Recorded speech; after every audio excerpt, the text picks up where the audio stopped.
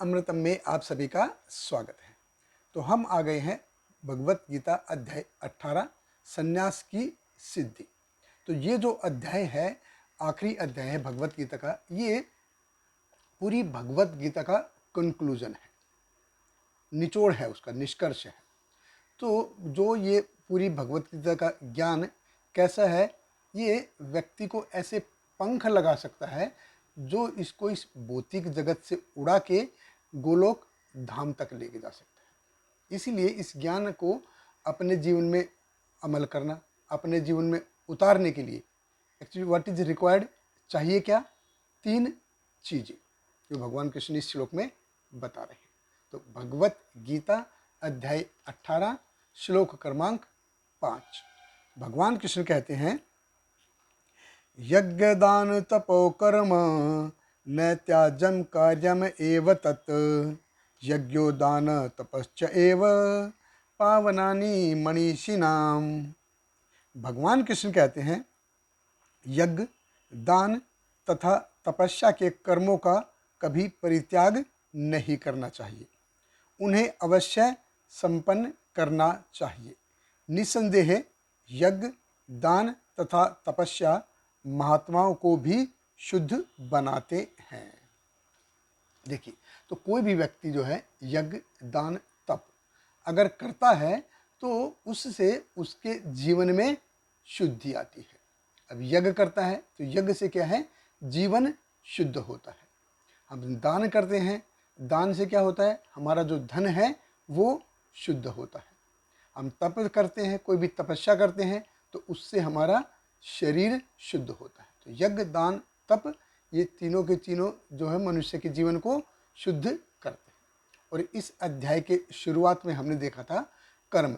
ये कर्म 2 प्रकार के देखे, एक तो नियत कर्म और दूसरा काम्य कर्म। नियत कर्म वो थे जो अनिवार्य कर्म है, जो सभी के लिए है, हर एक व्यक्ति के लिए है, उनसे कोई बच नहीं सकता, उनसे कोई छूट नहीं सकता, वो सबको करने ही करने हैं। काम्य कर्म क्या है कि मेरे को जिंदगी में कुछ स्पेसिफिक चीज़ चाहिए। और काम्य कर्म अगर कोई कर भी रहा है, कोई व्यक्ति अगर कर भी रहा है तो उसको एक तो स्पेसिफिक चीज़ चाहिए, लेकिन वो भी क्या है, शास्त्रों के अनुसार सत्यों में है। एक तो सत्यों में है, ऊपर से शास्त्रों के अनुसार है, और बिना कर्म फल की इच्छा के है। कर्म कर रहा है, देखिए मेरी इच्छा है कि मैं कर्म कर रहा हूँ, लेकिन करने के बाद क्या है, मैं कर्म फल से अपने आप को पूरी तरह अलग कर लेता हूँ। मेरे को कर्म किया है खाली, उसके कोई फल की इच्छा नहीं है। तो ये जो तरीका है ना काम करने का, असल में क्या है, ये व्यक्ति को इस भौतिक जगत से उड़ा के ले जाएगा, भौतिक जगत से बाहर लेके जाएगा अगर हम ऐसे कार्य करेंगे। तो मनुष्य जीवन क्या है, मनुष्य जीवन क्या है, ये एक ऐसी संधि है, असल में ऐसा मौका है मनुष्य के लिए जो इस भौतिक जगत के पिंजरे को तोड़ के ऊपर उड़ सकते हैं। इससे खोल के नहीं, पिंजरा खोल के नहीं, पिंजरा तोड़ के, क्योंकि माया देवी है, ये पिंजरा खोलने देगी नहीं, तो इसको तोड़ के ही ऊपर उड़ना पड़ेगा, इसको तोड़ना पड़ेगा। तो मनुष्य जीवन की उपमा अगर जैसे पंछी से अगर दी गई है, तो पंछी से दी गई तो कवि क्या कहता है, कवि कहता है कि भगवान मेरा जो आखिरी जो घोंसला है ना, वो आपके घर में होना चाहिए, घर में ही मेरा वो, आपके घर में ही वो मेरा आखिरी घोंसला बने। तो उसके लिए मेरे को तैयारी भी करनी चाहिए, तैयारी करनी।